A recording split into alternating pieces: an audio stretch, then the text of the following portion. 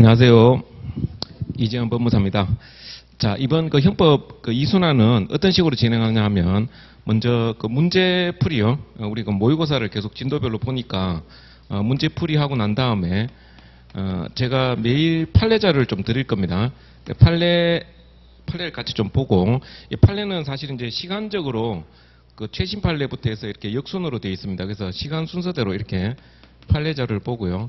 그리고 그 제가 암기장, 오행정리 암기장이 있습니다. 그 암기장이 요게 기본서에 있는 내용을 그 압축한 거거든요. 그래서 기본서 보셔도 상관없어요. 근데 뭐 기본서 보면 이제 양이 너무 많으니까 요 암기장 위주로 이렇게 강의 진행하는 걸로 이렇게 됩니다. 이러면은 뭐 진도가 좀 빠듯해요.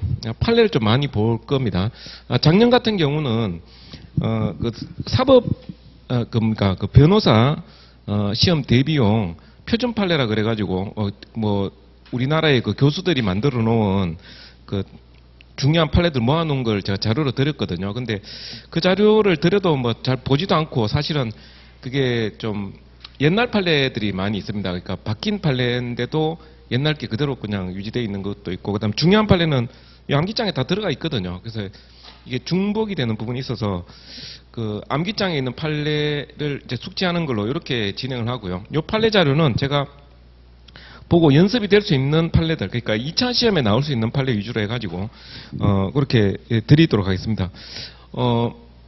최신 판례가 출제 비중이 높아요. 그래서 우리가 이제 판례 자료를 보시고, 만약에 이제 그 예를 들어서 오늘 뭐 판례에 특수상해에 관련해서 위험한 물건 휴대하에 관련된 뭐 어떤 판례가 있었다 하면 이 판례가 그대로 출제된다고 생각하지 마시고요. 그러면 특수상해죄에서 위험한 물건 휴대하여가 문제되는 판례가 최신 판례에 나와 있으니까 우리 교재라든지 아니면 기존의 어떤 뭐 가지고 계신 자료에서 특수상해와 관련된 판례들 있죠. 그게 다 출제 가능성이 높아지는 거죠. 중간간의 불능미수에 관한 판례가 뭐 최신 판례가 나와 있다. 그러면은 불능미수에 관련된 모든 판례들이 다 약간 출제 비중에서 좀 높게 생각하셔야 되는 겁니다. 그래서 출제위원이 최신 판례를 당연히 보겠죠. 출제하기 전에 최신 판례 볼 텐데, 그 최신 판례에 있는 내용을 보고 예전에 참 이와 관련된 중요한 판례가 있었지 해가지고 출제할 수가 있는 거죠. 그러니까 요 최신 판례는 좀 자세하게 판결 이유까지 제가 소개해 드렸으니까, 그리고 제가 뭐 다른 자료까지 활용해 가지고 뭐 판례 뒷이야기가 있으면요, 그런 것까지도 다 소개해 놨으니까 한번 일독은 해주시고, 그러니까 꼼꼼하게 보시는 거는 제가 밑줄 꺼 드렸거든요. 그러니까 밑줄 꺼는 거 위주로 보십시오. 밑줄 안 꺼져 있는 것까지 다 보려 그러면은 양이 너무 많습니다. 그래서 모든 판례를 다 이렇게 볼 수는 없기 때문에 제가 최신 판례 위주로 그렇게 정리를 했습니다. 자, 일단 문제 해설부터 한번 볼게요. 자, 시험 범위는 사실 형법은 뭐 시험 범위 따로 정하기가 좀 그렇죠. 전체적으로 뭐 다 봐야 한 문제를 제대로 풀 수 있는 경우니까. 근데 적어도 제가 여기 그 강의 계획표상에 그 진도에 나가는 범위 안에서 말이죠. 제 교재에 뭐 판례가 있다든지 했을 때 그런 판례 묻는 형태로 그렇게 출제하겠습니다. 그래서 오늘 시험 문제도 다 요 범위 안에 제 기본서에 다 있는 판례들입니다. 자, 일단 우리가 케이스 풀 때는 맨 처음에 뭘 해야 됩니까? 케이스 풀 때 맨 처음에 해야 되는 거는요. 죄명을 찾아야 되죠. 죄명을 찾아야 됩니다. 갑의 죄책을 논하시오 뭐 이런 식으로 하니까 죄명을 찾아야 돼요. 죄명을 찾을 때는 어떻게 해야 됩니까? 맨 마지막 질문을 봐야 되죠. 마지막 질문을 봅니다. 마지막 질문을 보고 여기서 만약에 문제에서 죄명을 알려줬다, 뭐 공무집행방해죄를 논하시오 이런 식으로 죄명을 알려줬다면 그대로 하시면 되고, 만약 안 알려줬다 하면 어떻게 돼요? 우리가 죄명을 찾아야 되죠. 찾을 때는 일단 이제 그 고의 이 사람이 어떤 생각을 가지고 행위를 했느냐, 그 다음에 어떤 결과가 발생했느냐, 이걸 보셔야 됩니다. 결과 발생, 이 두 가지를 보고 판단을 해야 됩니다. 그 죄명을 찾으셔야 돼요. 죄명을 찾으시고, 그 다음에 이제 이 죄명을 찾았다면 해당되는 법조문을 찾아주셔야 되죠. 법조문을 반드시 보자. 법조문을 보고 죄명을 찾고 법조문 적고, 법조문에 있는 게 기본적인 구성요건입니다. 구성요건, 이 구성요건 적고 구성요건에 있는 내용을 해석하는 걸 좀 적어 주셔야 되는 거죠. 근데 여기 그 구성요건을 적을 때, 법조문에 있는 구성요건을 적을 때 말이에요, 법조문 그대로 뺏기고 이에 대한 해석론을 좀 적어 줘야 되잖아요. 예를 들어서 뭐 특수상이다 그러면은 위험한 물건을 휴대하여 이런 식으로 돼 있단 말이죠, 법조문에. 그러면 위험한 물건은 무엇인가, 휴대하여란 무엇인가, 이런 걸 좀 적어줘야 될 거 아닙니까? 요 적어줘야 되는 내용을 제가 여기 오행 정리라는 그 암기장에 여기 이제 정리해 놓은 거라고 보시면 돼요. 그래서 요 암기장에 있는 내용은 구수 요건 중에 최소한도로만 기본적으로 그 박스로 되어 있습니다. 박스로 이렇게 해가지고 뭐 몇 줄 정도 적어줄 수 있게끔 해놓은 거고, 그 다음에 여기 이런 거 적고 난 다음에 요 구수 요건을 해석하는 과정에서 출제자의 의도를 생각하셔야 돼요. 출제자가 이 구수 요건 관련해서 뭔가 묻고자 하는 게 있을 거라는 거죠. 그러니까 출제자 의도를 고려해서, 그러니까 출제자가 출제하고자 하는 판례가 있단 말이죠. 출제하고자 하는 쟁점을 잘 생각하셔가지고 이에 관련된 판례를 반드시 언급해 줘야 됩니다. 자, 이거는 사실 오행 정리가 아니라 기본적으로 이제 판례 숙지 문제가 되겠죠. 그래서 제가 뭐 판례 자료도 드리고 기본서도 우리가 판례를 봐야 되고, 근데 판례라는 게 2차 시험에 나오는 판례가 있고 1차 시험용 판례가 있거든요. 그래서 우리가 모든 판례를 그냥 다 보는 게 아니라 2차 시험에 출제될 수 있는 판례, 그거 위주로 해서 키워드를 잘 정리해가지고 주관식을 대비를 해야 되는 거죠. 기본적으로 이제 이런 논의의 출발점은 어디서부터 출발합니까? 죄명에서부터 출발한다는 거죠. 죄명에서 출발한다. 그 다음에 두 번째는 뭐냐 하면은 여러 명이 등장했을 때 누구부터 쓸 것인가를 정해야 되죠. 오늘 시험에서 갑이 있고 뭐 을이 있고 또 여러 명이 등장한단 말이죠. 그러면은 누구부터 쓸 것인가를 정해가지고 이 순서를 잘 해주셔야 되죠. 그래서 정범이면 정범과 뭐 공범이 있다 하면 정범부터 적어주는 거죠. 교사방조는 나중에 적어주는 거고, 만약에 간접정범 같은 경우는 어떻습니까? 간접정범 같은 경우는 도구부터 먼저 적고 이용하는 사람을 나중에 적죠. 그리고 만약에 전부 다 정범이면 어떻게 됩니까? 전부 다 정범이면은 그때는 행위를 많이 한 사람, 직접적인 행위를 한 사람, 그 다음에 정범 표지가 뚜렷한 사람, 이걸 먼저 적어줍니다. 그래서 더 많은 행위를 한 사람, 직접적인 행위를 한 사람을 먼저 적고, 나중에 이제 교사범이라든지 종범, 방조범이라든지 뭐 이런 사람은 나중에 적어준다, 이런 이야기죠. 그 다음에 마지막으로 우리 죄수 판단, 여러 개의 범죄가 성립할 때는 죄수 판단을 반드시 해주셔야 됩니다. 죄수 판단은 기본적으로 상상적 기합범이냐 실제 기합범이냐, 행위동의성 인정이 되면 상상적 기합범. 오늘 1번 문제가 이 상상적 기합범 관련된 판례 묻는 거거든요. 그래서 1번 문제 같은 경우에 이 상경이라는 이 판례를 반드시 알고 계셔야 될 부분이에요. 그래서 그 상경이냐 실경이냐, 행위동의성 인정 안 되면 실제 기합범, 하나의 행위로 수개 범죄에 범하게 되면 이제 상상적 기합범, 이렇게 해서 죄수 판단해 주시고, 만약에 포괄 일죄가 된다고 했을 때는 뭐 법적 경합이 있고 뭐 단순 일죄가 있고 뭐 그렇게 있지만, 사실은 포괄 일죄의 경우에 죄수 판단을 따로 안 해주셔도 돼요. 그냥 일죄가 성립한다, 다른 범죄는 그냥 흡수된다, 이런 식으로 해주셔도 되는 겁니다. 그래서 이런 순서로 뭐 기본적으로 케이스를 풀어갖고 적어주시면 되는 거고, 그 순서대로 한번 나중에 풀어보자고요. 그 다음에 이제 기본적인 논리는 이제 이런 논리입니다. 그래서 죄명 찾고 법조문 적고 구수요건 적고 암기하셨던 거 좀 적어주면서 쟁점이 되는 판례 적어주는 이런 형태가 됐는데요.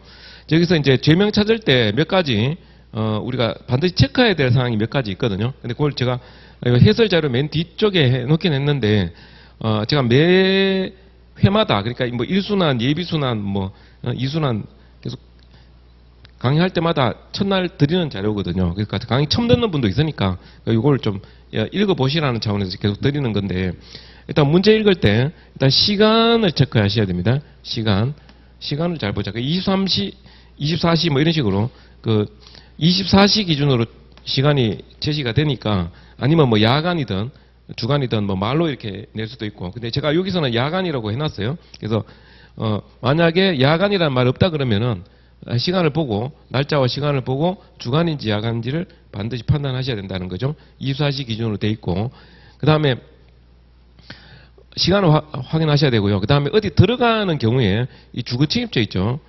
주거침입죄라는 범죄가 이게 약방의 감초처럼 이게 작년에도 출제됐고 그전에도 출제됐고 2년 연타로 계속 나왔잖아요. 근데 2년 나왔다 해가지고 또한 안 나오는 게 아니라, 이거는 뭐 약방의 감초처럼 항상 문제되니까 어디 들어갈 때는 항상 주거침입죄를 생각을 하셔야 됩니다. 오늘 시험에도 1문에도 있고 2문에도 있죠. 이런 식으로 판단해 주셔야 되고, 이거 누락이 되면 안 된다는 거고. 자, 세 번째는 뭐냐 하면 위험한 물건을 휴대한 경우에, 위험한 물건 휴대한 경우에 이 특수범죄로 가중처벌되는 경우가 있어요. 특수범죄가 되는 경우가 있다. 그래서 그 1번에 보시면 뭐 몽둥이 나오고 뭐 그런 게 있을 거예요. 근데 이렇게 되면은 자, 위험한 물건을 휴대했을 때 일반 범죄가 되는 게 아니라 특수범죄로 가중이 된다. 이 특수범죄로 가중되는 그 범죄가 뭐냐면 두 문자로 폭행, 폭주, 강퇴, 체감, 공손협상이죠. 공손협상. 그리고 공무집행방해, 공무집행방해, 공집방. 요게 위험한 물건 휴대했을 때 특수공집방 이렇게 됩니다. 그래서 폭행, 주거침입, 이 강요입니다. 강요. 퇴거불응죄, 체포감금, 공갈, 송괴, 협박상해 이렇게 되는데 요게 특수범죄가 되고요. 자, 위험한 물건 휴대했을 때 그렇고 그 다음에 위험한 물건보다 좀 더 좁은 개념으로 흉기를 휴대하게 되면 어떻게 되느냐. 흉기 휴대하게 되면 흉기 휴대하면 이것도 특수범죄가 되죠. 그리고 이거는 이제 절도하고 강도, 절도 강도가 특수절도, 특수강도 이렇게 됩니다.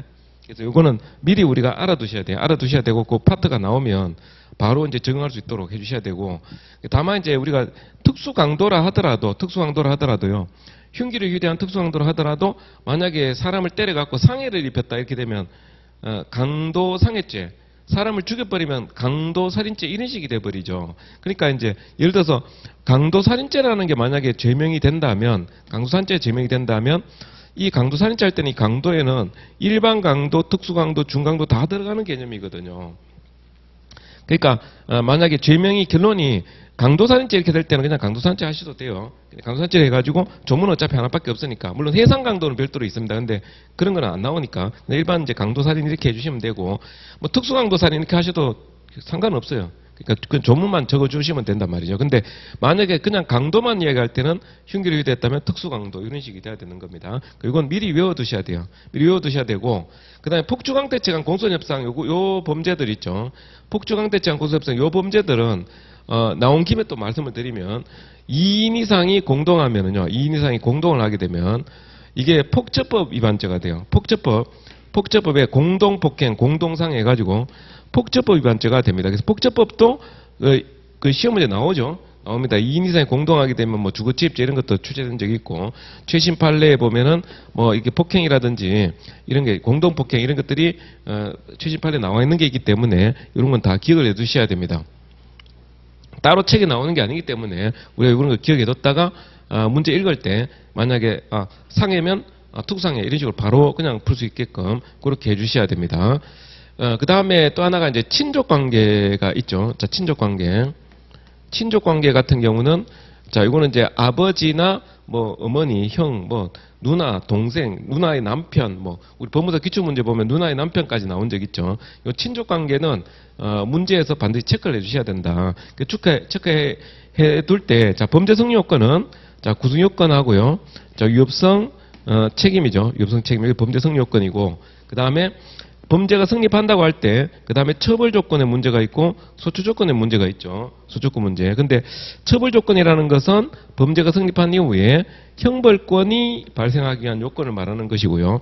자, 소추 조건이라고 할 때는 자, 범죄 성립한 이후에 검사가 공소 제기하기 위한 공소 제기의 적법 유효 요건이라고 부르는 겁니다. 자, 근데 이제 친족 관계를 체크했을 때 자, 구성 요건에서 문제되는 경우 는 어떤 경우일까요? 뭐 존속 살해죄나 뭐 이런 거요. 우리 옛날에 법무사 기출 문제 보면은 자기 뭐 양아버지, 뭐 자기 아버지를 살해하기 위해서 뭐 상속받기 위해서 아버지 살해한다 이런 식이 되게 되면 이게 이제 존속 살해죄냐 아니면 보통살인죄냐 이런 거 이제 양아버지를 살해한다. 그럴 때 이제 요 행위 객체에 관련된 문제거든요. 그래서 이거 구성요건에서 문제가 되는 것이고, 그다음에 유성 조각사유에서도 뭐 친족관계 문제될 수 있죠. 뭐 아버지가 예를 들어서 뭐 자기 그 친권자가 자녀를 교양하기 위해서 뭐 교육의 목적으로 뭐 훈계를 한다든지 할 때 이런 그 유성 조각사유 생각해 볼 수 있단 말이죠. 그럼 책임 조각사유에서 문제될 수 있는 게 어떤 게 있냐면 요 범인도피죄하고 증거인멸죄 같은 범죄가 있습니다. 증거인멸죄. 그 범인도피죄, 증거인멸죄 같은 경우는 이 친족간 특례가 있어요. 그래서 즉법행위할 것을 기대할 수 없다는 이유로 책임 조각되는 경우로 책임 조각 사유로 친족관계가 존재를 합니다. 이런 거 이제 체크해 두셔야 되고, 처벌 조건 같은 경우는 요 친족 상돌의 문제가 있죠. 친족 상돌에. 그래서 직계혈족, 배우자, 동거 친족, 동거가족 또는 그 배우자, 직배, 동동배 이렇게 하게 되면은 여기에 해당하는 사람은 어떻게 됩니까? 형면제 사유가 되죠. 형면제 사유가 된다. 이 친족 상도례라고 해가지고 요거 재산죄에서 적용되는 특칙입니다. 그 형면제 사유라는 게 있고 소추 조건은 이제 이 친고죄 규정이 있죠. 친고죄라 해가지고 재산죄에서 친고죄라 해서 이외 친족, 직배 동동배 이외 친족에서 친족 상도례 적용되게 되면 피해자의 고소가 있어야 공소 제기할 수 있습니다. 자, 소추 조건을 갖추지 못하면은 요거는 공소 기각이 되죠. 공소 기각이 된다. 공소 기각이 되고 요거 갖추지 못하면 형 면제가 되죠. 공소 기각은 이제 형식 재판이라고 하잖아요. 형식 재판. 그리고 형 면제는 이거는 유죄 판결입니다. 범죄는 성립하는데 형벌을 과하지 않는다고 하는 거니까 유죄 판결 이렇게 됩니다. 다 이 기본서에 다 나오는 내용들이고 지금 문제 풀기 위해서 이런 틀은 기본적으로 갖고 계셔야 되겠죠. 그 친족 관계가 여기 문제되든 여기 문제되든 여기 문제되든 여기 문제되는 경우 다 거의 다 출제됐죠. 그래서 출제했습니다. 우리 그 법무사 시험에서 이 친족 관계 굉장히 중요하게 다루니까 잘 봐두셔야 되겠습니다. 자, 그러면 그 기준에 따라서 문제를 한번 풀어볼게요. 자, 1번 문제 보시면 우리가 케이스는 풀 때는 내가 어떤 원리를 적용해서 풀고 그 케이스 자체를 외우지는 마세요. 케이스 자체 이거 똑같이 나올 것이다 해가지고 케이스 달달 외워가지고 쓰는 이런 건 의미가 없습니다. 그건 실전에서 그렇게 나오지도 않고 내가 그 원리를 터득하는 게 목표고요. 우리가 외워야 되는 건 뭘 외워야 되느냐? 케이스를 외우는 게 아니라 판례를 외워야 되는 거죠. 판례 키워드를 외워야 되는 겁니다. 어떤 판례에서 여기서 핵심되는 단어가 뭐냐? 출제원이 쟁점으로 삼고자 하는 그런 어떤 키워드가 뭐냐라는 거죠. 그 출제원이 이제 채점을 하면서 그런 키워드가 현출이 됐는지를 보거든요. 그래서 키워드 딱 나오면 이 판례 아는구나 해가지고 점수 주는 거고, 그렇지 않으면은 뭐 좀 박하게 나올 수도 있는 거고. 그러니까 케이스를 외우지 말고 판례를 외우고 케이스는 연습용으로 그냥 풀어보는 것이다라고 생각하시면 됩니다. 자, 1번 문제 한번 볼게요. 자, 을은 혼자 살고 있는 A가 많은 돈을 가지고 있다는 사실을 알고 갑에게 A의 집에 들어가서 돈을 훔쳐오라고 시켰습니다. 자, 여기까지 보게 되면 들어가라는 게 있고 훔쳐오라는 게 있잖아요. 그러면 지금 여기 보면 을이 갑을 보고 들어가라 훔쳐오라 하면 무슨 범죄를 교사한 걸로 보입니까? 그 주거침입 교사하고요. 그 다음에 절도를 교사한 걸로 보이잖아요. 근데 이게 종국적인 결론은 아닙니다. 일단 생각해 볼 수 있는 게 주거침입하고 그 절도 교사한 문제다라는 걸 이제 체크해 주셔야 되는 거고요. 자, 갑은 어느 날 밤 체크해야 되겠죠. 밤이 야간 체크하라 그랬습니다. 야간인지 주간인지. A 집에 들어가서 물건을 찾던 중 이렇게 되니까 그럼 여기까지만 우리 생각해 보면 야간에 남의 집에 들어가서 물건을 찾는다면 야간 주거침입 절도 이런 범죄를 생각해 주셔야 됩니다. 야간 주거 절도 물건 들고 나오면 야간 주거 절도 기수가 되고 물건 못 들고 나오면 야간 주거 절도 미수가 되겠죠. 자, 그런데 지금 이제 이렇게 읽으면서 그냥 머릿속에 떠오는 걸 말씀드리는 겁니다. 결론이라고 생각하지 마시고 계속 읽어 보셔야 되겠죠. 자, 근데 자, 물건을 찾던 중 A가 깨어 누구냐고 소리 지르자 그곳에 있던 몽둥이 체크해야 되겠네요. 자, 몽둥이는 위험한 물건입니다. 그래서 몽둥이를 갖고 자, A를 때렸다. 자, 폭행이죠. 그러면 몽둥이를 들고 때리면 어떻게 됩니까? 그러면 이거는 폭행만 놓고 보면 특수폭행이잖아요. 기절시킨다는 것은 우리가 형법상 상해 개념에 해당이 되거든요. 자, 그러면 기절시키고 금고석에 있던 보관했던 현금을 꺼내 취득했다 이렇게 되어 있잖아요. 그러면 여기서 이제 우리가 생각해 볼 수 있는 범죄가 방금 들어가서 물건 찾을 때는 야간에 주거침입해서 절도하는 것처럼 보이지만 지금 이 사람이 깨가 나와서 말이죠. 누구냐 하니까 몽둥이를 들고 때렸다는 거잖아요. 그러면 우리가 폭행을 가해가지고 물건을 뺐으면 뭐가 돼요? 강도가 된단 말이에요. 강도가 되는데 자, 여기서 우리가 강도는 이제 두 가지 종류의 강도가 있죠. 일반 강도가 있고 준강도가 있잖아요. 그죠? 준강도. 그래서 강도는 뭡니까? 강도는 폭행 협박을 수단으로 해서 재물을 강취하는 게 강도고요. 준강도는 절도범이 체포를 면탈하거나 범죄 흔적을 인멸하거나 점을 탈환에 한가할 목적으로 폭행 협박을 가할 때 중강도가 되잖아요. 자, 그럼 강도는 두 가지 강도가 있단 말이에요. 그럼 본 사안의 경우에 자, 폭행을 가했으니까 이게 일반 강도냐 중강도냐 생각해 볼 수 있겠죠. 근데 보시면은 지금 여기서 보면 체포를 면탈하기 위해서 뭐 이런 말이 없잖아요. 그죠? 그러니까 몽둥이로 그냥 때려서 기절시키고 바로 돈을 가져갔단 말이죠. 자, 그러면 우리가 어떻게 볼 수 있느냐 하면, 만약에 이게 체포 면탈할 목적으로 때렸다고 치더라도 지금은 봤을 때 재물을 뺏기 위해서 때린 점도 인정이 된다라는 거죠. 자, 그럼 강도냐 중강도를 판단함에 있어서, 자, 출제자가 말이죠. 출제자가 만약에 중강도를 출제하려고 할 때는 어떤 식으로 출제하느냐면, 물건을 들고 나오려고 했는데 주인이 발각이 되어서 주인이 붙들려고 하니까 붙잡히자 체포를 면탈하기 위해서 때렸다, 이렇게 나옵니다. 법무사 시험에 중강도 문제가 계속 출제가 됐잖아요, 많이. 근데 이 중강도를 할 때는 뭔가 붙잡히고 아니면 발견해서 체포하려고 드니까 체포를 면탈하기 위해서 때렸다, 혹은 재물을 탈환에 항거하려고 때렸다. 이게 목적이 명확하게 줍니다. 명확하게 주어져요, 문제에서. 근데 지금 이거는 명확하지 않잖아요. 자, 그러면 자, 재물을 강취할 목적하고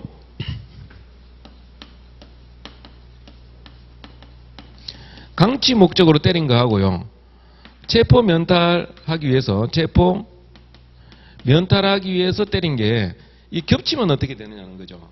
그러니까 요거는 이제 강도, 이거는 강도가 되는 것이고 이거는 중강도가 된단 말이에요. 중강도. 이거 두 개 겹치면 어떻게 되냐? 그러면 요 준강도는 강도에 대한 보충 관계에 있는 범죄입니다. 그러니까 이게 안 될 때 중강도가 되는 거예요. 그래서 만약에 겹치면은 이게 더 우선이 된다고 보시면 돼요.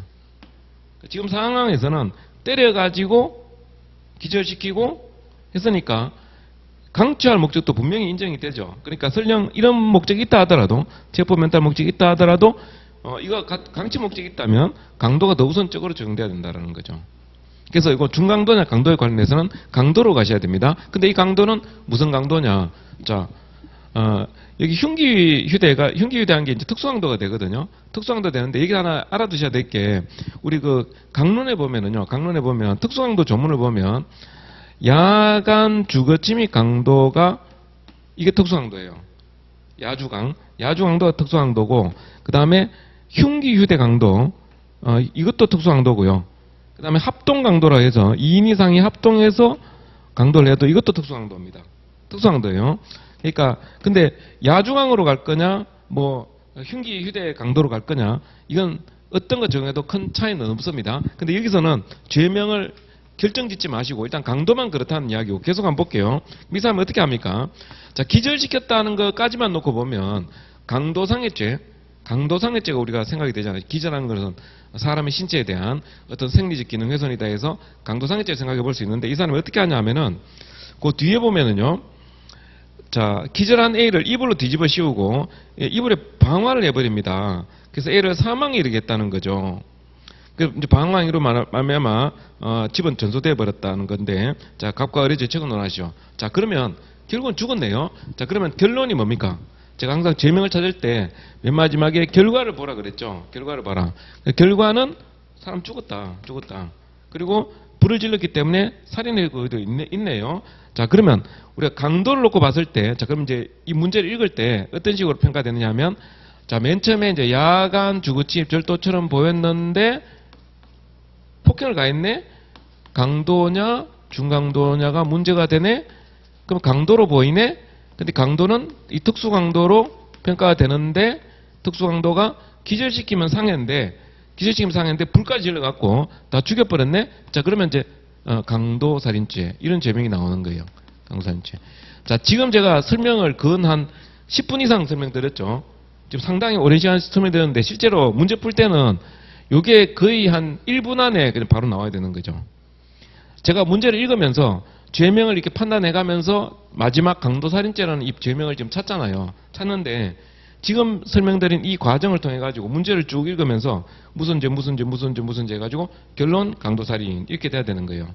이게 거의 한 문제 읽으면 한 거의 1, 2분 안에 바로 답이 나와줘야 되는 겁니다. 강도살인죄는 죄명이 나와줘야 돼요. 근데 만약 이 강도살인죄 죄명이 안 나오잖아요. 뭐 다른 걸로 갚으려 갖고 이상한 절도로 끝나버린다든지 강도로 끝나버린다든지 이렇게 돼버리면, 그러면 이제 3000% 갚버립니다. 이 쟁점 자체가 완전히 그냥 엉뚱한 방향으로 가버린단 말이에요. 그래서 제가 제일 중요한 게 이 죄명 찾기라는 거죠. 죄명 찾기. 그러니까 죄명만 찾아도 그냥 7, 8분 응선 넘었다고 하는 이유가 바로 그거예요. 맨 처음에 죄명만 찾으면 이 죄명에 대해서 어떻게든 뭐 이 죄명의 구수 요건을 갖다가 적어주면 되거든요. 이 강도가 폭행 협박을 해서 죄물을 강취하는 것이고 흉기에 대했으면 특수 강도다. 강도가 강도에 기해 살인하게 되면 강도산죄 성립한다. 이렇게 적어주는 거예요. 이런 거, 그래서 이제 죄명에서 강도산죄 성부해가지고요, 강도산죄 성부해가지고, 이렇게 야간주 절도를 해서 이렇게 이제 이 과정을 강도산죄 설명하면서, 적어주면 되는 겁니다. 그래서 이 강도는 본사안의 경우 특수강도가 해당이 되고, 살인의 고의를 가지고 살인했기 때문에 강도산죄 성립한다. 이렇게 해주시고, 또 하나 죄명이 더 있죠. 그게 뭐가 있습니까? 불을 질렀잖아요. 불을 질렀기 때문에, 방화죄를 또 검토를 해줘야 되는 겁니다. 그럼 방화죄 관련해서 자, 우리 현주건조물 방화, 공용건조물 방화, 일반건조물 방화, 일반 물건 방화가 있잖아요. 자, 그러면 방화죄 같은 경우는 객체별로 지금 어떤 방화죄를 인정할 것인가를 우리가 판단해 줘야 되는 거죠. 자, 현주건조물은 뭐냐면 범인 이외의 타인이 자기 혼자 사는 집이면 안 됩니다. 범인이 아닌 다른 사람이 주거로 사용하거나 현존해야 돼요. 주거로 사용하거나 현존해야 됩니다. 근데 지금 이 사람이 기절해가지고 쓰러져 있으니까 다른 사람이 주거로 사용하는 거 맞죠? 다른 사람이 현실적으로 주거로 사용하는 사람이 맞단 말이에요. 그러면 현주건조물에 해당이 되겠네요. 자, 그러면 현주건조물에 방화를 했다. 방화를 하고 어떻게 돼요? 방화를 하고 사람이 죽었기 때문에 현주건조물 방화치사죄라는 죄명이 있죠. 자, 이거 찾으셔야 됩니다. 현주건조물 방화치사죄. 그러면 우리가 지금 직접 행위한 사람이 이제 두 가지 범죄가 문제될 수 있다는 거죠. 강도살인죄와 현주건조물 방화치사죄. 그러면 이제 여기서 강도살인죄는 구속요건을 보면은 강도가 살인한 게 맞으니까 순서대로 적어주면 돼요. 야간주 절도를 했다 하더라도 폭행을 가했기 때문에 강도가 되고 흉기가 되기 때문에 특수강도가 살인했기 때문에 강도가 강도에 기해 살인했다면 강도살인죄 성립한다. 여기 이제 주거침입죄는 이 속에 흡수돼 버립니다. 별도로 성립하지 않습니다. 왜냐하면 원래 이 특수강도라고 할 때 이게 중강도도 강도 산치할 때 이 강도 중강도 이런 다 포함하는 개념이거든요. 근데 이제 야간주입 절도가 중강도로 나가게 되면 이 주거침입도 그 속에 불법이 다 포함된다고 보는 게 일반적인 견해입니다. 대한민국의 시중에 있는 책들이 다 그래요. 강도산죄 성립할 때는 주거침입죄는 흡수된다고 봅니다. 근데 뭐 그런 주거침입죄는 부수적인 논점이고 이제 강도산죄 이렇게 인정해 주시고 그다음에 현주건조 방화도 이것도 이제 쓰기 좋죠. 그냥 구조건이 쉽게 인정이 되는 거예요. 자, 현주건조물 방화죄는 현주건조물이냐 아니냐 범인 이외의 자가 주거로 사용하거나 현존하는 것이다. 현존하는 경우 불을 질렀으니까 방화 시행착수식이 저만만 있으면 시행착수가 인정이 되죠. 그런 말미암아 사람이 사망됐죠. 전소돼 가지고 사람도 죽고 하니까 인과관계도 인정이 되고 사망의 결과까지 다 발생을 했다. 이게 사실은 결과적 가중범위잖아요. 근데 사실 제가 문 3번 문제에 강간치사죄를 제가 출제했잖아요. 강간치사죄. 자, 이게 뭡니까? 결과적 가중범위잖아요. 그 결과적 성립 요건을 사실 1번에서는 여기 뭐 핵심적인 논점은 아니지만 요 3번에서 이제 강간치사죄가 이게 핵심적인 논점이죠. 결과적 가중 성립 요건. 결과적 성립 요건은 첫째, 고의의 기본 범죄 있어야 되고요. 이거 암기하셔야 됩니다. 둘째, 중한 결과 발생. 세 번째가 인과관계 있어야 되죠. 고의의 기본 문제 중한 결과 사이에 인과관계 있어야 됩니다. 인과관계 있어야 되고 마지막 네 번째 중한 결과에 대한 예견 가능성이 있어야 된다. 여기 결과적 성립 요건 네 가지거든요. 이거는 뭐 기본적으로 외워두셔야 됩니다. 자, 그러면 고의의 기본 범죄는 실행에 착수만 있으면 되고 미수기수 불문이죠. 그러니까 예비는 안 되죠. 예비는 안 된다. 자, 이런 것들은 이제 공부해 주셔야 되고요. 자, 예견 가능성은 요거는 과실과 동일한 의미를 갖습니다. 그래서 지금 요 사례에서는 문제 3번 같은 경우는 요게 인정되느냐 문제죠. 인정되느냐 혹은 뭐 이게 인정되느냐 이렇게 식으로 검토해 주셔도 됩니다. 그래서 사실은 뭐 자살하는 관련해서 예견 가능성 이런 인과관계 아무거나 이렇게 부정하게 되면 치사 부분을 죄책을 안 지고 강간죄만 성립할 뿐이다라는 건데 그게 3번 문제잖아요. 작은 문제 지금 냈던 거고. 근데 요 요건을 여기에도 그냥 써줄 수 있죠. 여기서는 별 문제 안 되니까 그냥 쭉 적어주시는데, 자, 요 현주운전 방사사죄 같은 경우는, 자, 요 고의의 기본범죄, 중앙결과 발생, 인과관계, 예견 가능성 이렇게 되는데요. 근데 요 범죄는 특색이 뭐냐 하면 요 사망에 대해서, 자, 예견 가능성, 자, 이 과실뿐만 아니라 고의가 있어도 돼요. 살인의 고의가 있어도 됩니다. 그래서 이 중앙 결과에 있어서 과실이 있어도 되고 고의가 있어도 되는 이 결과적 가중범, 이걸 뭐라고 부릅니까? 부진정 결과적 가중범. 부르죠. 그러면 이제 요 사례에서 1번 문제의 핵심 쟁점은, 자, 강도살인죄와 현주운전 방사사죄 두 개 범죄가 될 것 같은데, 지금 살인하는 행위가 방어하는 행위죠. 불을 질러서 죽였으니까. 그러니까 요 두 개 범죄가 상상적 합범이 되느냐는 거예요. 행위동에서 인정되느냐는 겁니다. 자, 부진정 결과적 가중범에서, 자, 여기 보면은 부진정 결과적 가중범에서 중한 결과에 대한 고의가 있을 때, 자, 여기 중한 결과에 대한 고의가 있잖아요. 지금 살인 고의가 있는 상황이죠. 고의가 있을 때 그 고의범을 처벌하는 별도 범죄와의 죄수관계 어떻게 되느냐. 그 묻는 걸 마지막에 죄수 판단에 적어주셔야 된다는 거죠. 자, 그러면 여기에 대한 판례가 있어요. 자, 대응 판례가 4개가 있는데 요거 외워두셔야 됩니다. 판례는, 자, 현주 건조물 방화 치사죄와 관련해서요. 자, 여기에 대해 그 살인의 고의가 있는 경우, 자, 살인죄하고요. 살인죄. 그 다음에 존속살해죄. 그 다음에 지금 방금 출제했던 게 이제 강도살인죄죠. 강도살인죄. 이게 있고, 그 다음 또 뭐가 있습니까? 우리 법무사 기출문제 나왔던 거예요. 특수 공무 집행 방해 치상죄. 이 치상에 대해서 위험한 물건 휴대해가지고 공무집행 방해하고 상해를 발생시키면 특수공무집행 치상죄가 되잖아요. 그러면 위험한 물건 휴대해서 상해를 가하면 이게 특수상해죄단 말이에요. 특수상해죄. 그러면 이 특수상해죄하고 이 죄수관계 어떻게 되느냐? 이 문제입니다. 자, 여기에 대해서 대법원은 어떻게 봅니까? 자, 부진정 결과적 가중범과 중한 결과에 대한 고의범의 형을 비교를 하죠. 형을 비교를 해가지고, 자, 이런 경우 있죠. 요 강도살인죄, 요거 하고, 그 다음에 존속살인죄 있죠. 요 두 개. 요 두 개를 어떻게 합니까? 상상적 합본 관계로 보죠. 상상적 합본 관계. 나머지 요 살인죄하고 특수상해죄는 어떻게 됩니까? 형을 비교를 해서 이쪽이 왼쪽이 형이 이게 더 크거든요. 더 크니까, 자, 왼쪽 범죄가 오른쪽 범죄에 대한 특별 관계에 있는 범죄다. 특별가 있는 범죄여서 요 살인죄는 안 되고 특수상해죄는 안 되고, 자, 요 범죄만 성립한다고 보는 거죠. 자, 법무사 시험에서 예전에 뭐가 출제됐습니까? 이거 출제됐죠? 이게 최근에 한 4년 전인가 이거 출제됐습니다.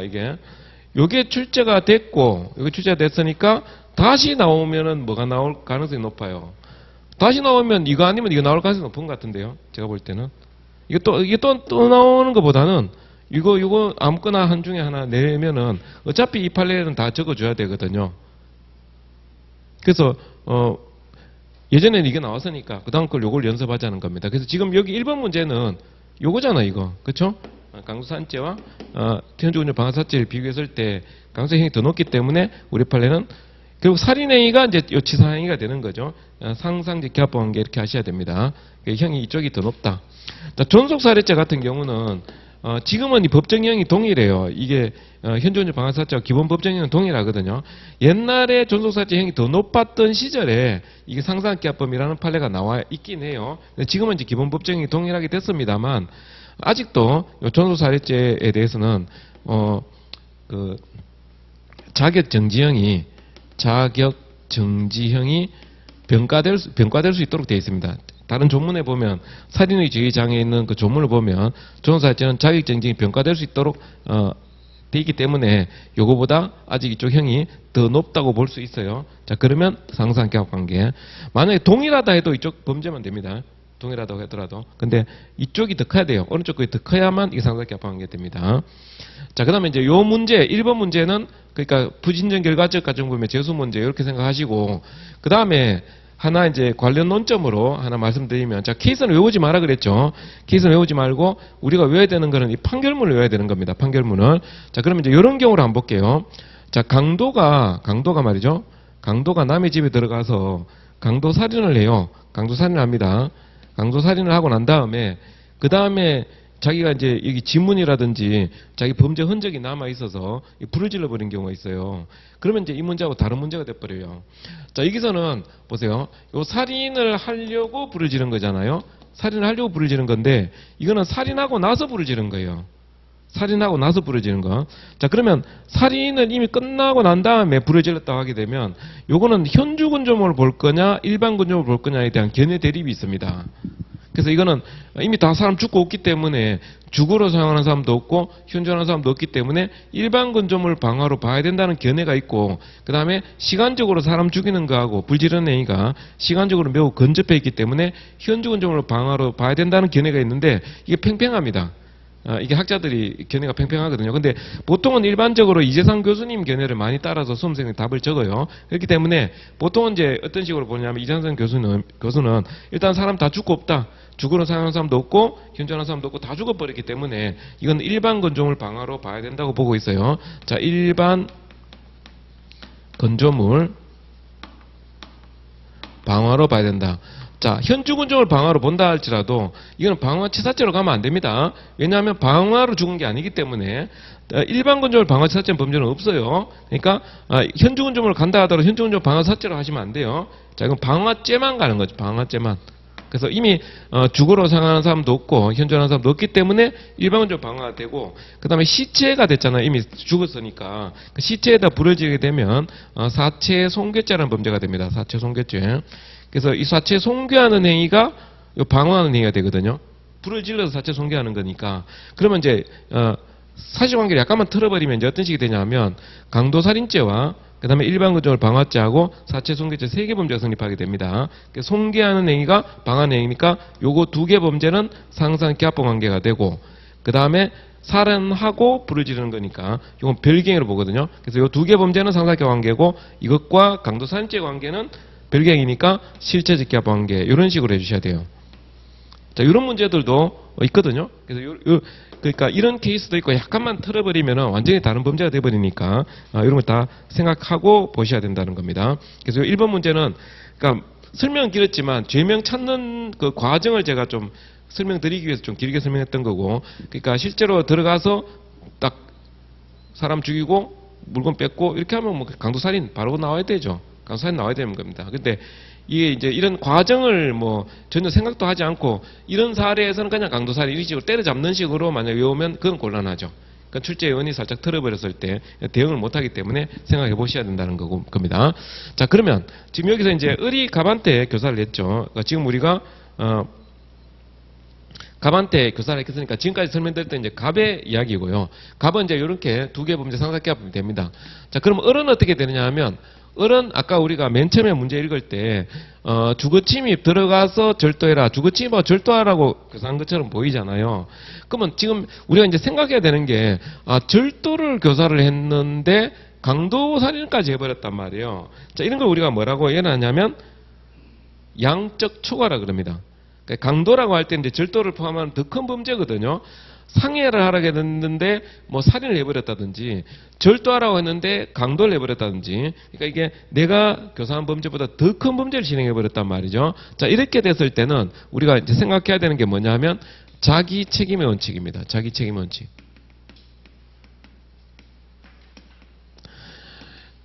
을은 내가 책임질 수 있는 범위 내에서 내가 고의로 가담한 부분만큼만 책임을 져야 되지 다른 사람의 범죄에 대해서까지 내가 다 책임을 질 수는 없단 말이죠. 그러면 여기 내가 양적인 초과를 했다면 내가 교사한 부분만큼만 죄책을 지면 돼요. 강도 안에는 절도가 포함되어 있기 때문에. 그러면 지금 이 강도라는 것이 야간 주거침입 한 거잖아요. 그러면 절도 중에서는 일반 절도가 있고 야간 주거침입 절도가 있잖아요. 그러면 지금 이 사람이 을한테 갑보고 들어가서 물건 훔쳐오라 그랬는데 주간에 들어가서 훔쳐오라는 건지 뭐 야간에 들어가서 훔쳐오라는 건지 아무 말이 없죠. 그럼 언제든지 가서 들어가서 들고 나오면 되는 거잖아요. 그럼 실제로 이제 갑이 행한 것은 야간에 주거 침입한 거니까 이 사람에 대해서는 적어도 주거 침입과 절도가 야간에 이루어지면 야간 주거 침입 절도라는 범죄가 있다 이런 이야기죠. 그러면 이 사람은 적어도 살인까지 죄책을 질 수 있는 건 아니고 야간 주거 침입 절도죄에 대한 교사범만 인정이 된다는 거죠. 그렇게 양적 초과할 때는 그렇게 판단하시면 되고요. 만약에 더 작게 실행하면 어떻게 될까요? 작게 실행하면 만약에 살인하라 그랬는데 강도하라 그랬는데 뭐 절도를 한다 이렇게 되면 그때는 우리가 생각해야 되는 게 공범 종속성입니다. 공범 종속성.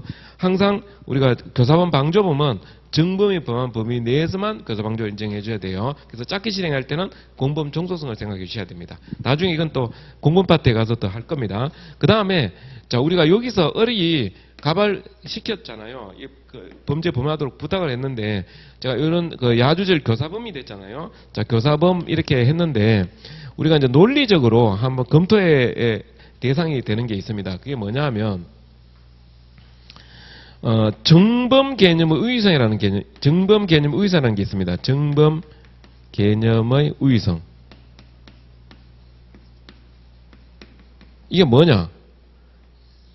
자, 공범과 정범을 우리가 판단할 때 정범인지를 먼저 판단하고 정범이 아닐 때 공범인지를 판단한다는 거예요. 그래서 우리가 여기 교사범은 공범이잖아. 좁은 의미의 공범이죠. 좁은 의미의 공범인데 이 공범을 판단하기 전에는 뭐부터 판단해야 되냐면 정범인지를 먼저 판단하고 공범으로 가는 게 좋습니다. 그래서 여기서 을의 갑에 대한 죄책을 이야기할 때 해설에 보면 뭐 나오긴 하는데요. 이 목차를 정범 개념의 우위성으로 잡아도 되고 정범이냐 공범이냐를 구별하는 기본적인 기준이 행위지배 기준이니까 행위지배 여부 이렇게 목차를 잡아도 돼요. 지배 여부 이렇게 목차를 잡아도 되고 아니면 뭐 그 가담 형태에 대한 판단 가담 형태 판단 뭐 이런 식으로 해주셔도 돼요. 하셔가지고 적어도 행위지배가 없다. 을이 갑한테 부탁하는 거는 행위지배가 없이 그냥 공범으로 가담해서 뿐이다라는 걸 하나 적어주고 그 다음에 교사본 넘어가면 훨씬 더 좋습니다. 그래서 답안 작성할 때 하나의 팁입니다. 바로 교사본으로 들어가더라도 뭐 크게 문제되지는 않습니다. 그냥 점수는 다 나올 거예요. 하지만 교사범이나 방조범을 쓸 때는 항상 정범인지 먼저 검토해주고 정범이 아니라는 점을 밝혀주고 교사방조로 넘어가면 훨씬 더 좋은 인상을 줍니다. 자, 그거 좀 생각해 보시고 정범 개념의 우위성 판단 기준에 관련된 겁니다. 정범인지 먼저 판단하고 아닐 때 교사방조를 검토한다. 우리가 그 범죄는 항상 고의범을 원칙으로 하잖아요. 그래서 우리가 고의가 있는지를 먼저 검토를 하고 고의범이 아닐 때 과시범을 검토하게 되죠. 그거 마찬가지입니다. 그와 똑같은 구조라고 보면 돼요. 고의범 먼저 검토하고 아닐 때 과시범, 정범인지 먼저 검토하고 정범이 아닐 때 공범 이런 식으로 해주시면 됩니다. 자, 그 다음 문제 2번 볼게요. 자, 갑은 을에게 귀금속 판매점을 운영하고 있는 A를 찾아가서 자, 며칠간 입원해야 할 정도로 혼내주었으면 좋겠다라고 부탁을 했습니다. 혼내주는 입원할 정도로 혼내주는 거는 그럼 무슨 범죄를 지금 교사한 걸로 보이냐 하면 상해 정도는 우리가 평가해 줄 수 있어야 됩니다. 자, 우리 대법원 판례에 의하면은 정신을 차릴 정도로 때려주라라고 한 경우에 정신 차릴 정도로 때려주라 한 경우에 상해를 교사한 걸로 봤어요. 지금 입원할 정도로 때려주라 한 거니까 혼내준다는 것은 뭐 입원할 정도 혼내준다는 것은 적어도 상해 정도는 고의가 있는 것으로 보면 되겠습니다. 그래서 부탁을 했다는 것은 상해 교사한 걸로 일단 우리가 답안지에 글을 쓰라는 이야기가 아니라 머릿속에 이런 과정이 쭉 읽으면서 이제 죄명이 머릿속에 이렇게 딱 정리되어 나가야 되는 거예요. 그래서 딱 결론 도출해 줘야 되는 겁니다. 그냥 케이스 그냥 덮어놓고 해가지고 이 범죄는 강도살인 뭐 이렇게 때려잡는 식으로 이렇게 답안 풀면 안 돼요. 예? 명신 딱 나왔구나 무조건 횡령죄 이런 식으로 때려잡으면 안 된단 말이에요. 그런 식으로 문제 풀다가는 나중에 이제 전혀 엉뚱한 답이 케이스하고는 아무 상관도 없는 범죄가 툭 하고 튀어나와 버리는 경우가 있어요.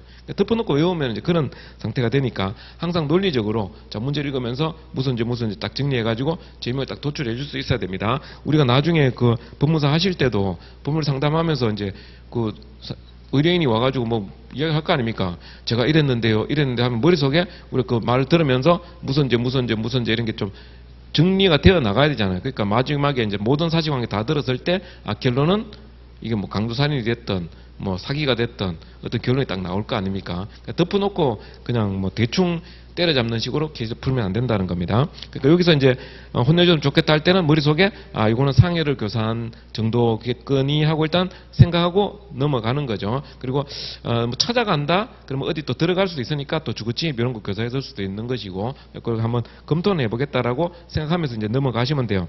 사실 어른 A와 원한 관계 있었고 자, 건장한 A가 남들이 모르는 특이한 남들이 모른다는 걸 일단 한번 보세요. 그러니까 이런 이제 심장병을 앓고 있다는 이런 거는 얼마나 아는 거죠. 그래서, 있다는 걸 알고 있었기 때문에 이 기회에 A가 죽었으면 좋겠다. 자, 이건 뭡니까? 죽었으면 좋겠다. 이거는, 살인에 대한 고의를 인정하는 경우로 보시면 돼요. 살인의 고의가 인정된다. 이 부탁을 받아들였습니다. 당일 오후경, 자, 주간이네요. 주간. 자, 어른 귀금속 판매점 안으로 들어가서, 자, 들어가는 거니까 주거침입죄 생각해 보셔야 되겠고요. 애를 향해서 주먹을 휘두르는 순간, 자, 주먹 휘두를 때는 이 사람은 무슨 고의를 가지고 휘두르는 겁니까? 죽었으면 좋겠다. 너 죽어라. 너 심장병 앓고 있으니까 심장병 도져갖고 너 깜짝 놀라가지고 말이죠. 너 죽었으면 좋겠다 하고 지금 때리는 거잖아요. 근데 느닷없이 쓰러졌고, 어른, 자, 이 사람이 축 늘어져 있는 A를 보고 사망한 것으로 오인하고 사체 은닉의 목적으로 A를 인근 야상에 매장을 했습니다. 그런데 A에게 부근 권리가 자, 매장으로 인한 지식사로 판명되었습니다. 각과 의뢰 재척을 논하시오 되어 있는데요. 자, 일단 이제 갑이 부탁을 했고 의뢰 실제서 실행을 했기 때문에 의뢰 재척을 검토해 봐야 되겠죠. 그러면 의뢰 재척에서 우리가 생각해 볼 수 있는 게 뭡니까? 의뢰 재척에서 생각해 볼 수 있는 거. 이거는 이제 주거침입하고 주거침입하고 살인죄만 일단 핵심적인 범죄가 되는 거죠. 자, 주거침입죄 검토해야 되고요. 주거침입죄. 가게에 들어가는 거. 그 다음에 살인죄 이제 검토해야 된단 말이에요. 살인죄. 자, 주거침입죄는 어떻게 됩니까? 이거는 우리 작년 기출문제, 그 전에 또 기출문제 나왔던 거예요. 자, 일반인의 공개된 장소, 음식점이나 뭐 가게 같은데, 범죄 목적으로 들어간다 하더라도, 그 손님을 가정해서 들어간다든지 뭐 이렇게 되게 되면 들어가는 모습을 봤을 때는 뭐 평온 공연한 방법으로 그 뭐 화장실 문을 부수고 들어간다든지 그런 거 아니잖아요. 창문을 뭐 타놓고 뭐 넘어간다 이런 게 아니고 정문을 통해서 그냥 쭉 들어가는 거니까 들어가는 행위 태양을 놓고 보고 일반인에게 공개된 장소라면 범죄 목적으로 들어간다 하더라도 주거침입이 안 된다고 돼 있잖아요. 판례 적어주면 되죠. 자, 그러면 살인죄를 보면 자, 살인죄 관련해서는 어떻게 되느냐? 자, 여기서 이제 살인의 고의를 가지고 살인을 했고 그다음 사람이 죽으면은 살인죄 구속권 해당이 되잖아요. 근데 지금 여기서는 어떤 이야기가 있었냐면 이 사람이 살인하겠다 해가지고 지금 때렸는데 축 늘어지니까 죽은 것으로 오해를 하고 매장을 한다든지 다른 행위를 했더니 제2행위로 지금 사망했다는 거거든요. 자, 이랬을 때 판례가 하나 있죠. 뭡니까? 이거 개괄적 고의사례라 그래가지고 개괄적 고의사례 제1행위 자, 살인의 고의를 가지고 제1행위를 했는데 상당히 축 늘어지니까 축 늘어졌다. 아직 안 죽었단 말이죠. 살아있는 상황이었어요. 축 늘어졌다. 늘어지니까 이게 이제 제2행위로 나가는 거죠. 제2행위. 그래서 땅에 묻거나 아니면 바다에 버리거나 제2행위로 나가는 거고 제2행위 때문에 결국은 사망하게 되는 거죠. 자, 이때 쟁점이 뭡니까? 쟁점은 이 제1행위와 제2행위를 별개로 볼 거냐 전체적으로 평가할 수 있느냐 그 문제죠. 그 문제. 근데 판례만 해주시면 돼요. 자, 판례 어떻게 됩니까? 판례는요. 전 과정을 개괄적으로 보면 살인이라는 범죄 계획이 결국은 사망으로 실현된 거다. 따라서 살인죄 성립이 가능하다는 게 판례 아닙니까? 이렇게 해주시면 돼요. 이 판례 적어주시면 됩니다. 그래서 살인죄 성립한다는 겁니다. 그러면 이제 의뢰재척은 살인죄 끝이네요. 다른 범죄가 없잖아요. 그렇죠? 그러니까 이 부분에 대해서 만약에 별개로 놓고 보면 어떻게 되느냐 하면 별개로 놓고 보면 이걸 이론적으로 접근해서 세세하게 만약 분석을 하게 되면은요. 제1행위는 살인 미수가 되죠. 살인행위를 했는데 안 죽었으니까 살인 미수가 되죠. 제2행위만 놓고 보면 살인의 고의가 없는데 사람 죽었으니까 과실치사죄 이런 식이 되거든요. 과실치사죄. 그런데 여기서 또 이제 이론적으로 검토하는 게 뭐가 있냐면은 지금 시체인 줄 알고 시체를 땅에 묻으면은 사체은닉죄 있죠. 사체은닉죄. 사체 은닉죄 이렇게 검토를 해가지고 제2행위만 놓고 봤을 때 사체 은닉죄 이걸 검토해서 이거 객체가 살아있는 사람이니까 사체가 아니죠. 사체가 아닌데도 불구하고 사체로 지금 모형한 게 아닙니까? 그래서 사체 은닉죄는 결과 발생이 어차피 이거는 불가능한데도 자기가 사체로 오인하고 행위를 한 거단 말이에요. 처음부터 결과 발생이 불가능한데 행위자가 인식한 사정은 지금 사체로 인식하고 죽은 사람을 인식하고 있으니까 행위자가 인식한 사정을 놓고 봤을 때는 결과 발생에 대한 가능성이 있다 해가지고 사체 은닉죄, 불능 미수 이런 식으로 검토해가지고요. 세부적으로 검토하게 되면 자 제1행위는 살인미수, 제2행위는 과실치사와 사체 은닉죄, 뭐 불능 미수의 상상기합범, 그리고 이 두 개 관계는 실제기합범 이런 식으로 설명하는 견해가 있어요. 견해가 있습니다. 근데 여기까지 법무사 시험에 다 쓸 필요가 있냐? 없다 이거죠. 없어요. 자 이거는 별개로 나눴을 때 그렇다는 이야기고 판례는 어떻게 나눕니까? 안 나눕니까? 안 나누죠. 판례는 그냥 이런 사례가 있을 때 쟁점만 제시해 주시면 돼요.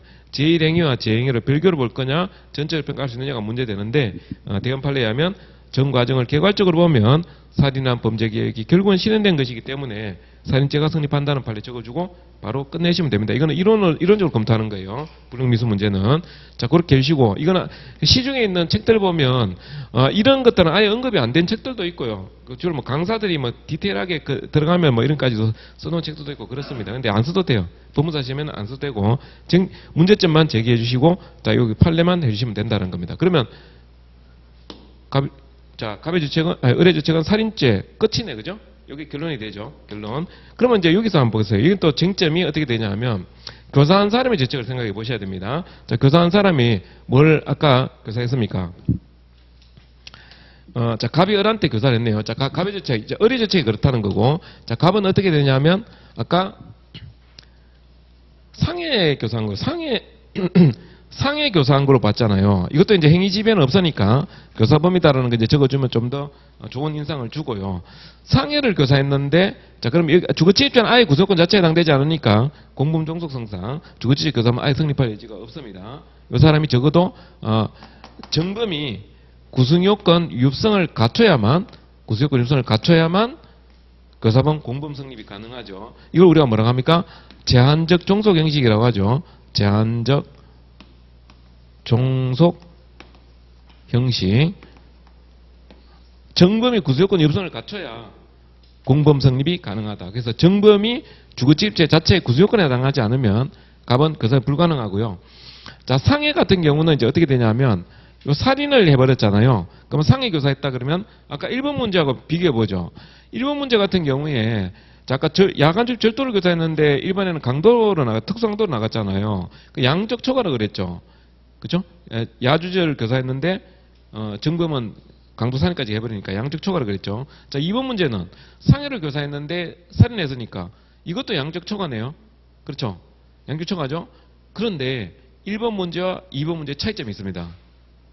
그걸 아셔야 돼요. 그거. 자, 이게 우리 시험에 아직 안 나온 걸로 알고 있거든요. 자, 1번 문제도 양적 초과고 절도에서 강도, 2번 문제 상해에서 살인, 양적 초과인데 2번 문제는 다른 게 있다. 그게 뭐냐면 교사한 범죄와 중한 결과 이 살인 있잖아요. 이걸 연결시키는 결과적 가중범이 있는 거예요. 결과적 가중범. 자, 즉 상해 치사죄라는 범죄가 있다 이거죠. 상해 치사죄 범죄.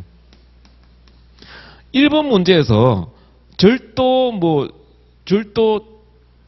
강도 연결하는 결과적 가중범 그런 거 없죠. 절도와 강도를 연결하는 결과적 없잖아요. 근데 이거는 상해와 사망을 연결하는 상해치사죄는 결과적 가중범이 존재한단 말이에요.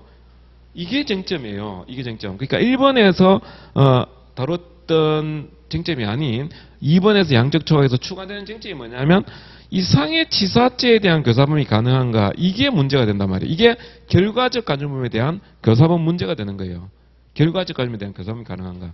여기에 대한 판례를 적어주셔야 되는 겁니다. 판례 적어주셔야 된다. 자, 판례는 어떻게 되냐면 자, 이게 왜 논란이 되느냐 하면요. 이 결과적 가중범이라고 하는 것은 뭡니까? 아까 여기 요건을 말씀드렸는데 결과적 가중범은 여기 과실적 요소가 포함이 되어 있잖아요. 그죠? 근데 기본범죄는 고의범이죠. 기본 범죄는 고의범인데 과실지어서 가미되어 있다는 거예요. 고의범과 과실범을 결합해 놓은 형태가 결과적 가중범이 되는 겁니다. 그런데 우리가 교사범이라고 할 때는 범죄를 결익해야 돼서 항상 고의가 발생돼야 돼요. 교사라고 하는 것은. 과실범에 대해서는 교사범이 인정될 수가 없습니다. 과실에 대해서는. 그런데 이 결과적 가중범이라 할 때는 고의범과 과실범을 결합해 놓은 형태란 말이에요. 그러면 과연 이 교사범이 가능한가? 이런 문제가 있단 말이죠. 그래서 이제 부정하는 견해가 있고 긍정하는 견해가 있는데 부정하는 견해는 이 과실 요소 때문에 그런 거예요. 과실적 요소에 대해서는 교사범이 불가능하다는 이야기입니다. 그 부정하는 견해인데 판례는 어떤 입장이냐면 긍정합니다. 단 조건이 있어요. 자, 교사를 할 때, 상해를 교사할 때, 자, 중한 결과에 대해서 뭐를 요구하느냐? 예견 가능성을 요구를 한다. 상해를 교사할 때 죽음이라는 사망 결과에 대해서 예견 가능성을 요구한다는 거예요. 예견 가능성이 있다면 상해 사체된 교사범이 가능하다는 건데요. 아까 이 케이스에서 문제를 읽을 때, 자, 여기 보면 셋째 줄에 남들이 모르는 돼 있잖아요.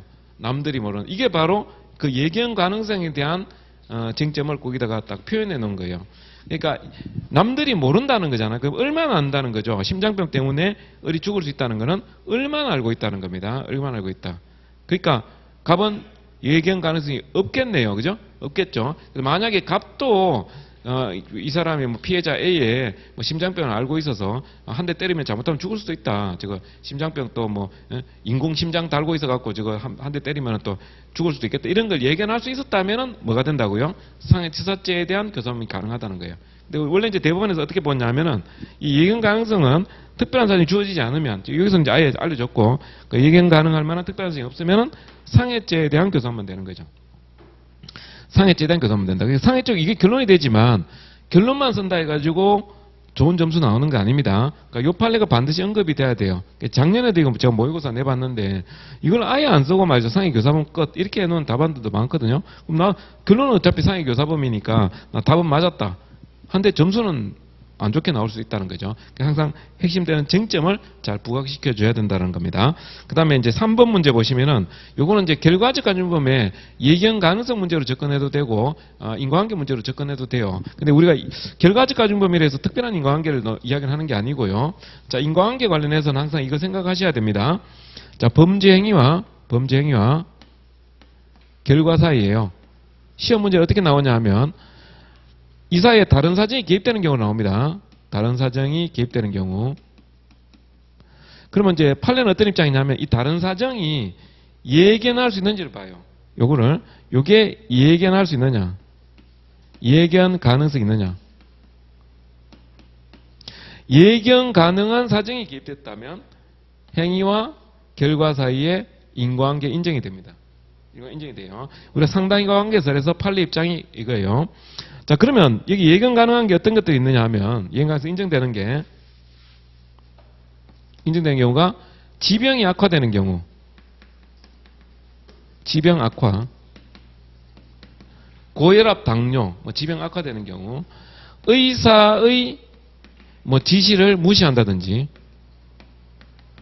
의사 지시 무시하는 거, 의사의 수술이 지연이 된다든지, 의사 수술이 지연이 된다든지, 그리고 피해자가 도망하다가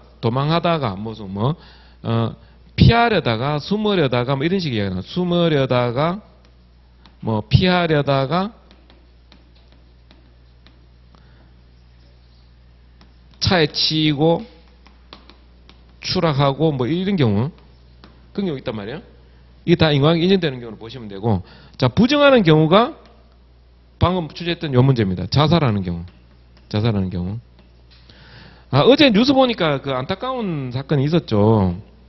그 뭐냐면 그 데이트 폭력인가요? 그 남자가 그 여성을 갖다가 마주 심하게 때리고 했나 봐요.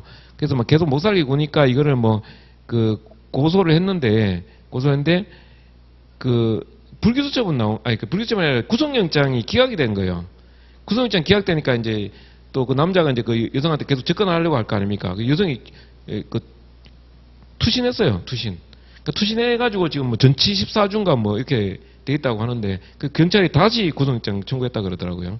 근데 이거는 판사 근데 그 뉴스 보니까 뭐 판사가 아주 뭐 욕을 먹고 있던데 근데 판사 문제라기보다는 경찰이 구속영장 청구할 때 좀 제대로 청구를 했어야 되죠. 그러니까 뭐 이게 증거가 명백하지 않으니까 그러니까 이건 구속영장 쉽게 나올 거라고 생각하고 너무 쉽게 생각한 거죠. 그러니까 이제 이 서류를 대충 해가지고 그냥 제출해버리니까 구속영장 기각돼버린 거죠. 그런 사건이 있습니다. 근데 이게 투신하면 자기만 손해요. 자기만 손해. 이거는 그냥 개인적인 행위로 보는 거죠. 자살도 마찬가지예요. 그래서 좀 원래 자살한 판례도 마찬가지인데 이것도 보면은 그 가해자가 그 피해 여성을 상대로 해가지고 계속 막 그 협박을 하거든요. 뭐 너 어디 뭐 신고하면은 뭐 가만히 안 두겠다고 계속 협박하니까 정신적 스트레스 받아가지고 자살해 버린단 말이에요. 그러면 자살은 피해자 단독 행위이기 때문에 행위자의 그 책임을 귀속시킬 수가 없습니다. 그래서 이런 경우는 3번 문제에서 강간죄의 죄책만 지는 거죠. 그리고 특이체질이 있어요. 특이체질. 그러니까 이게 특이체질 같은 경우는 이게 이제 겉으로는 멀쩡한데 한 대 툭 쳤더니 그냥 사망해버린 경우 있죠. 이런 경우. 그리고 문제 자체에서 아예 전혀 예상할 수 없는 경우 0.5 특이체질 중에 이제 0.5mm 두개골 사건 같은 거 있었죠. 일반인의 수십 분의 1처럼 또 두개골이 얇고 한 대 툭 쳤더니 그냥 사망해버렸다. 이렇게 할 때 요때 이제 인광이 부정하시면 됩니다. 그리고 예견 가능성 부정해도 되거든요. 예견 가능성 부정해도 어차피 뭐 결과 좀 부정되니까 예견할 수 없었다. 그래서 그 우리 판례 보면은 생일빵이라 그래갖고 뭐 생일 축하한다고 막 등짝하고 막 이렇게 때리는 거죠. 때렸는데 피해자가 사망해 버렸다는 거죠. 이런 경우에 그 폭행과 사망 사이 인과관계는 인정이 되지만 예견 가능성이 없었다. 설령 뭐 죽을 줄을 뭐 몰랐다 이런 이야기죠. 이렇게 돼 버리니까 치사 부분에 대해서 죄책을 안 지는 그런 경우가 있죠. 결과적 가중범위 오늘 구수요건까지 이렇게 진도범위 들어갑니다. 제가 여기 문제 해설하면서 설명드렸던 부분 있죠. 자, 이런 부분은 암기장에서 제가 넘어갈 때 좀 빨리 넘어가도록 하겠습니다. 어차피 설명 다 해드린 거니까. 자, 이렇게 보시고 항상 시험 보면 그 설명한 대로 다 안 되죠. 그러니까 우리는 이제 이게 쓰는 연습을 하는 그런 방향으로 무슨 뭐 점수가 뭐 몇 점 나오는 이게 중요한 게 아니라 쓰는 연습을 했다는 그 자체에 의의를 두세요. 그렇게 하시고 좀 쉬었다가 요 판례 보고 암기장 들어가겠습니다.